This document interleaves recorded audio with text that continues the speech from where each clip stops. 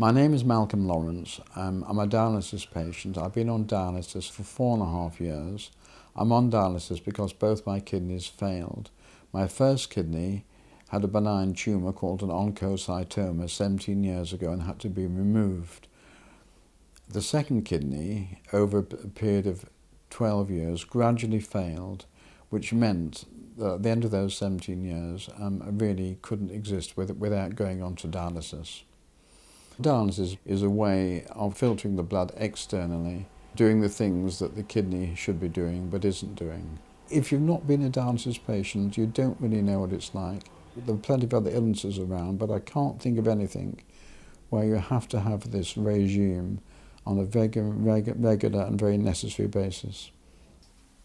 We've obviously got used to the dialysis and accept it and don't want it to rule our lives, but essentially it does, to a certain extent, it rules our timetable, because Mondays, Wednesdays and Fridays, obviously we can't make any major plans on those days.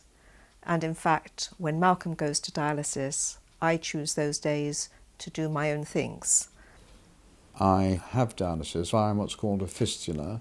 This is when a vein is joined to an artery in your forearm, which gives a good site for needling. I put anaesthetic cream on it and tape it down, and then I have some lunch, and then I get to the unit about 1:15. So here I am on the dialysis unit. I've been here about an hour today, and my whole session will be 4 hours, not including putting me on the machine and putting me off the machine. This is the great dialysis machine here next to me, and this is the filter, which is red as my blood is passing through it. The blood goes through the machine, back into me and out again, and here you can see the 2 needles that have been put in. Being on the machine is perfectly fine normally. There are 1 or 2 things that occasionally happen. Sometimes blood pressure drops, and sometimes one gets cramps, but these are very infrequent. Most of the time it's really quite nice sitting here. They keep the temperature well controlled, and the seat's quite comfortable now that I've brought my cushions in, and it's really just a matter of whiling the time away. The main problem with being in dialysis would be perhaps the next day you might feel rather tired and a little bit strange as well. But actually being on the machine, as far as I'm concerned, is quite a passive thing. I feel very fortunate that I'm here. It's only a 20-minute journey by car when I drive here. The unit is very, very efficient. I'm always seen within half an hour of arriving, so one must count one's blessings.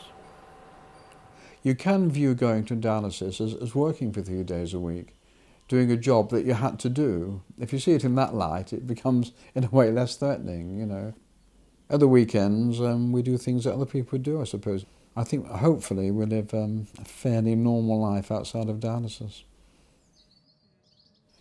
At the moment, although I'm 73, I'm fairly fit apart from my kidney problems. I'm able to drive myself to dialysis, and I'm able to make the most of it and read and do stuff like that. And I've got a little routine of exercise I do every morning. It takes me about 10 minutes, which I hope keeps me fairly fit. I've never been an athletic person. I used to jog, but my knees aren't so good these days. So I make sure I go for a walk most days. Some days my wife has to drag me out.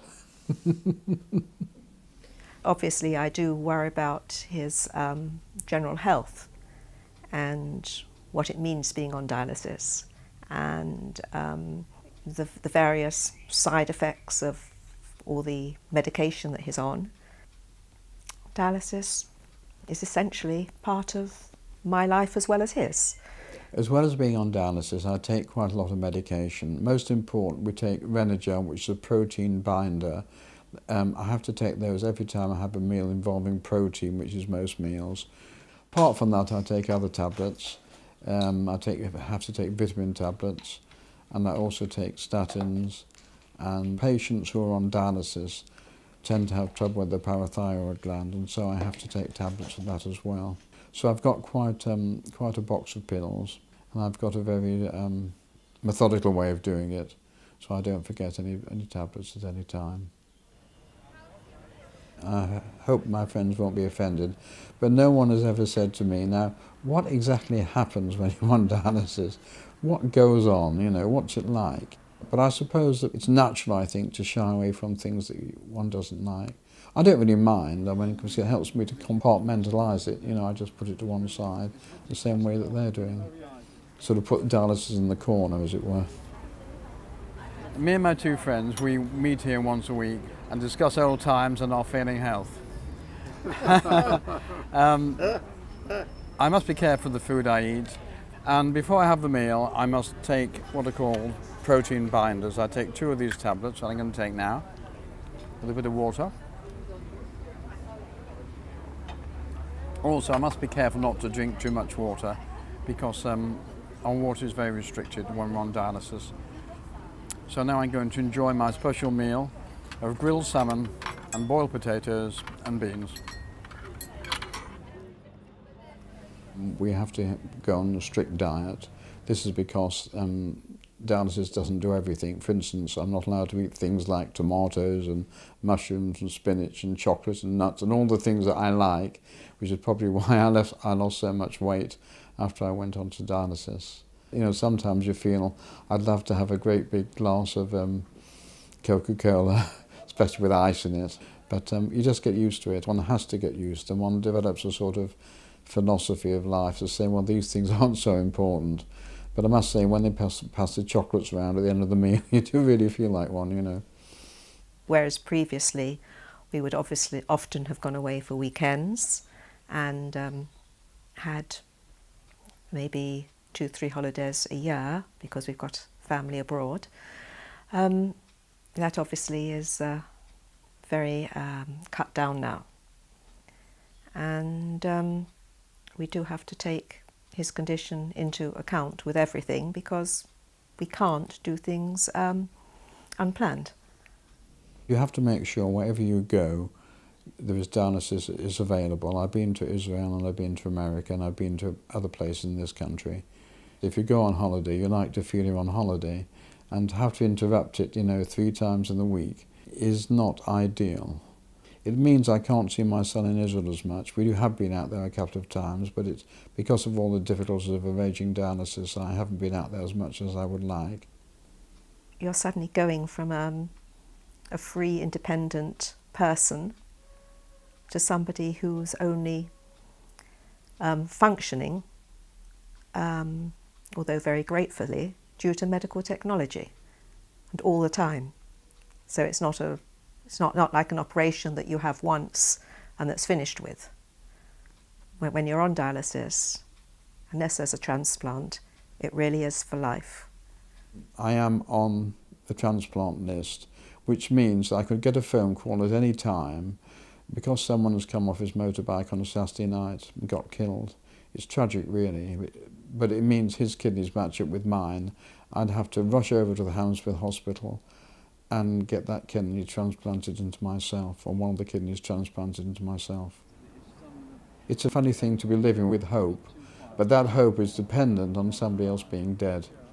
Now, I also live with the possibility that I will never get another kidney, and therefore I also have to be reconciled to the fact that being on dialysis is something I've got to live with the rest of my life. Now, that's okay if you're feeling well, but should I have any other illness that made life more difficult, then the whole business of going to dialysis would be compounded. So that really is my sort of big fear. I think one can get too worried. You know, you can read the mortality rates of people on dialysis and think, you know, how long have I got to go? So I tend to look things up on the internet and to read magazines and things, but I tend not to overdo it, because I think sometimes too much learning can be a dangerous thing, you know. My philosophy towards the condition is to be realised that it's keeping me alive. If I wouldn't be on dialysis, I would have been dead 5 years ago. That sounds very dramatic, but it's true. And I think one has to be positive and realise there are other things in life apart from the food that you eat and having a completely free week when you don't have to go anywhere. And one begins to develop a different view about life, and life is more important, and time is more important. Life becomes more vital, as it were.